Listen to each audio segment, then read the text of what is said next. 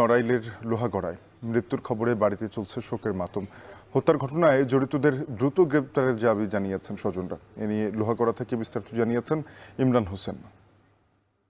চাঁদপুরে জাহাজে নিহতদের মধ্যে দুজনের বাড়ি নড়াইলের লোহাগড়া উপজেলায়।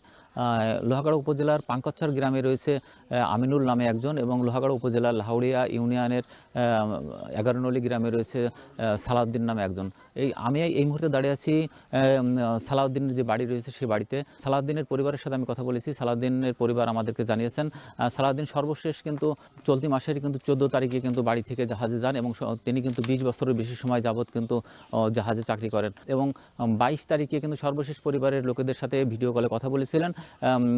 তখনই কিন্তু সালাউদ্দিনের সর্বশেষ কথা ছিল, এবং 23 তারিখে কিন্তু সালাউদ্দিন পরিবার জানতে পারে যে সালাউদ্দিন মারা গেছে। এলাকাবাসী আছে, তারা কিন্তু আমাদেরকে জানিয়েছে সালাউদ্দিন কিন্তু এই পরিবারের একমাত্র উপার্জনক্ষম ব্যক্তি কিন্তু ছিলেন, এবং তার পরিবারে কিন্তু 6 থেকে 7 জনের যে সদস্যর পুরো ভরণ পোষণ কিন্তু তিনি কিন্তু চালাতেন। সালাউদ্দিনের যে মৃতদেহ কিন্তু এখনও কিন্তু তার গ্রামের বাড়িতে পৌঁছায়নি। পরিবার সহ আশপাশের যে সকল লোকেরা আছে তারা কিন্তু আমাদের কাছে জানিয়েছেন, তারা কিন্তু দাবি করছেন যে এই যে ঘটনা কিন্তু দ্রুত তদন্ত করে দোষীদের আইনের আওতায় আনার কিন্তু তারা দাবি করেছেন, এবং পরিবারের সদস্যরা কিন্তু বলছেন জাহাজের মালিক অথবা সরকারের পক্ষ থেকে তাদের কিন্তু ক্ষতিপূরণের দাবি কিন্তু তারা পরিবারের পক্ষ থেকে করা হয়েছে।